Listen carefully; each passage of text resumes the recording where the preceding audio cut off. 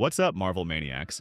It's your boy Manny back with a double dose of Marvel Rivals hype that will make your spider sense tingle.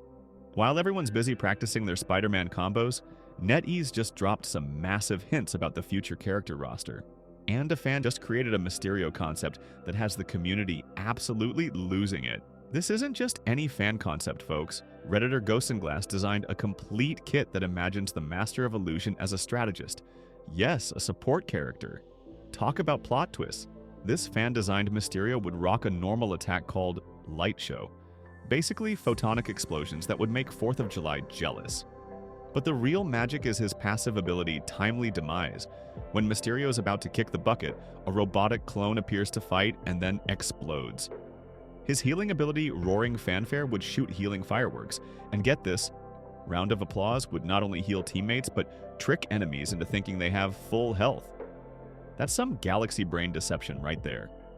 The ultimate lights, camera, action would create hallucinations that damage enemies and teleport them if they attack the wrong target. Talk about playing mind games.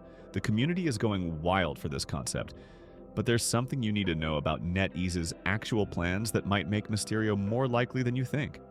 Danny Koo, executive producer of Marvel Games, just spilled some serious tea about how they select new characters, and it's a game changer. According to Koo, only about 70% of the roster is made up of your greatest hits like Iron Man and Cap. The other 30%? Curveballs. You might not even know exist. Think about it. Cloak and Dagger, Magic, Iron Fist. These aren't exactly names that casual Marvel fans know about. But NetEase isn't just throwing darts at a Marvel encyclopedia. Every character gets the full treatment. Comic historians, design teams, marketing plans, all to make sure these curveballs are distinct and fun to play. As Koo said, Hulk and Red Hulk roughly have the same silhouette, so we may not want to do that one. They're looking for characters that bring something unique to the table.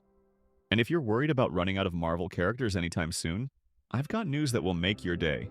Koo confirmed there's no sign of slowing down with character releases. NetEase has promised 2 new characters every season for the foreseeable future. So what does all this mean for Mysterio? With NetEase's love of villains, commitment to unique designs, and focus on diverse playstyles, plus the overwhelming fan support, I'd say his chances of making the roster just shot through the roof. So what do you think? Would you main Mysterio as a strategist, or do you think he should be a damage dealer? And what other Marvel characters do you want to see added to the game? Assemble in the comments and let me know. On to another update. NetEase just dropped a bombshell about how they're balancing this game, and honestly, it might be the smartest move in hero shooter history. So here's the deal. Marvel Rivals executive producer Danny Koo just spilled the beans with a philosophy that's got me shook. Every character we balance for fun, first and foremost. Hold up, did he just say fun instead of competitive balance in a hero shooter in 2025? Is this man trying to break the internet? But wait, there's more to this story that could change everything about how we play this game.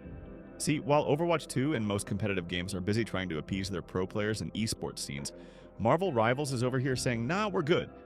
They're balancing the game for the 99% of us who just want to have a blast after work without needing to study frame data like we're cramming for finals. Koo straight up admitted, the majority of players will not play competitive anyway. And he's right. Most of us just want to have fun playing different heroes without worrying whether it is meta. Speaking of meta, there's a massive divide happening between high and low ranks that explains exactly why this approach makes so much sense. Picture this. In Bronze, Scarlet Witch is absolutely terrorizing lobbies with her auto-aim magic, while Spider-Man players are still figuring out which button makes him shoot webs. But climb up to Diamond, and suddenly Spidey's swinging circles around everyone, while poor Wanda's wondering why her magic tickles instead of obliterates. So who do you balance for? The Bronze Wanda mains or the Diamond Spider Chads? NetEase says neither. They're balancing for fun across all ranks. But hold on to your Infinity Stones, because this approach might just save Marvel Rivals from the exact mistake that tanked its biggest competitor. Remember when Overwatch was actually fun? Yeah, me too, for about 1 year. Then Blizzard went all in on esports, poured millions into Overwatch League, and started balancing exclusively for pros. The result? The infamous GOATS meta that was so boring it literally forced Blizzard to rebuild their entire game with role queue. Meanwhile, casual players were left wondering why their favorite heroes suddenly felt like wet noodles. But Marvel Rivals is learning from history instead of repeating it, and the numbers are already showing something incredible. Season 1 is still young, but Marvel Rivals is crushing it in player retention. Marvel Rivals is keeping butts in seats with new heroes every 45 days, frequent balance patches, a battle pass that actually respects your time, the ability to convert tokens to units for store skins, and the cherry on top. When players complained about mid-season rank resets, NetEase actually listened and removed them. What is this sorcery? Call me crazy, but I think Marvel Rivals might have cracked the code that Overwatch, Valorant, and every other competitive game missed. Games are supposed to be fun first, competitive second. By prioritizing the casual experience while still providing a competitive path for those who want it, Marvel Rivals is building something sustainable that doesn't alienate 99% of its player base. So what do you think? Is balancing for fun the right move? Or should they be focusing more on high-level play? Assemble in the comments and let me know.